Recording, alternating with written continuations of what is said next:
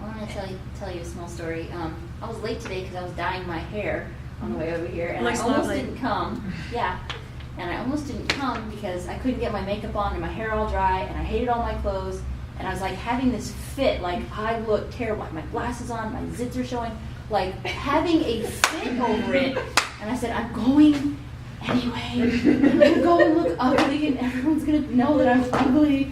Like, I am bleeding over this every single day. Like, I feel like my clothes are never good enough, my haircut is never right, my skin, and I have been hanging out with you, Jana, for years, and I still have this running dialogue every day that, if I would make more money, I could get the right clothes so that I could finally look good, and I don't. So it's really awesome that you're talking about this tonight, because I would love to get over this. Seriously, I would love to not be worried that this one guy that I happen to have gone on a couple dates with has never told me that I'm pretty, and I'm over here obsessing about it, that maybe I'm not pretty. I just want to say, I want to just jump on, thank you for that. Who has ever felt like how she feels? We all live there. Do you understand? We all live there. It's just that's not all there is. So we don't deny the humanness of that. I guess what I'm saying is, if you lived in another country, I'm thinking about Zim, they don't have all that. Did you notice that you had a little bit of a reprieve at Zim? Yes, I did. Because there wasn't all that crap all the time. It wasn't everybody shouting at you all the time that you don't measure up.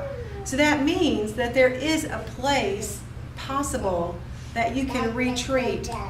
And it's like, I'm sorry, unless you're planning to leave this country, that means that you've got to figure out how to go into the shelter of God against the onslaught. And that's possible. But you have to choose it. It's like you got to choose it. It's like when you go out and you start this barrage and you're going to go, hold on just a dang second. Do you know how much of your thought life would be transformed if you would just do that one exercise? Hold on just a dang second. Who is this talking?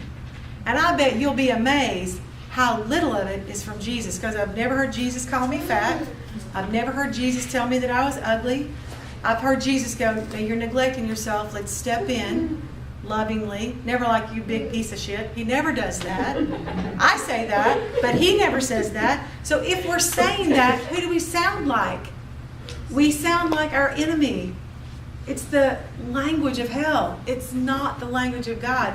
So at least say to you what God would say to you. Just begin there. Just start rehearsing the truths, practicing the truths. Jesus says, God says. And if you don't know what God says, that's a great exercise. I've told you this 1,000 times. I took 2 scriptures and I sat in them until I believed them. And I just kept saying them, still don't believe it. I need it again. Okay, I need it again. And then you start having these supernatural encounters with God. Listen, Ephesians talks about that you would know this love that surpasses knowledge. I'm not talking about you getting smart enough about beauty in God that it changes your mind. I'm talking about that you have an encounter with beauty himself. You start having an encounter with beauty himself.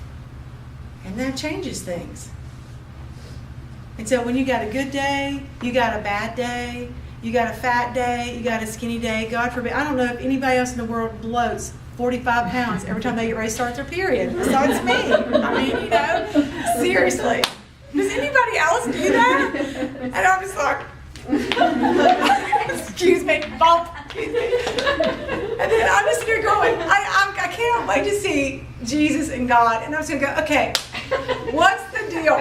What is the deal with making women get huge when they're pregnant? Because he could just go, beep. He could have done that. What is that? All these stretch marks? What the heck is that? And then I'm just like going, okay, Lord, if you did that to our bodies, is there something that I'm desperately missing about who you are and how you do things? Because I'm so obsessed with this. It's not spring always. And you would never really want it to be spring always, because then you would miss summer and then you would miss fall. And I have to say, honestly, I love winter, because then there's no hiding. You see everything in winter. And is it possible that as we go through life, we stop all the looking beautiful just to be seen. We spend so much time trying to look some way when maybe it's just that we just get to be seen, and then more of Jesus is in us, and that's what people see. That whole verse that we do year after year, that we are being transformed in ever increasing glory, that means something. And it's not just church talk. Do your homework in the Spirit. Ask Him to bring revelation. Ask Him to blow you up, that you might really come into that.